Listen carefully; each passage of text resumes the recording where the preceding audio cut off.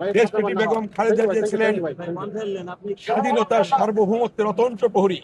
দেশনেত্রী বেগম খালেদা জিয়া ছিলেন গণতন্ত্রের মা।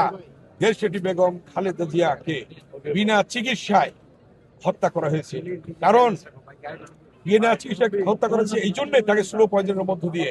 কারণ দেশনেত্রী বেগম খালেদা জিয়া ছিলেন একজন মহান জাতীয় এবং আন্তর্জাতিকভাবে বাংলাদেশের জনগণের অভিভাবক। এই জিনিসটা মেনে নিতে পারেনি প্রতিহিংসার বশবর্তী হয়ে যে বিগত যে ফ্যাসিস্ট প্রধানমন্ত্রী তিনি তাকে মৃত্যুর পথে ঠেলে দিয়েছেন। এবং তার এই হত্যাকাণ্ড, তার মৃত্যুকে আমরা স্বমৃত্যু বলবো না, স্লো পয়জনের মাধ্যমে তাকে হত্যা করা হয়েছে। এবং এর দায় শেখ হাসিনা কোনোভাবেই এড়াতে পারবেন না, তাকে বিচারের সম্মুখীন হতে হবে। ওকে, থ্যাংক ইউ।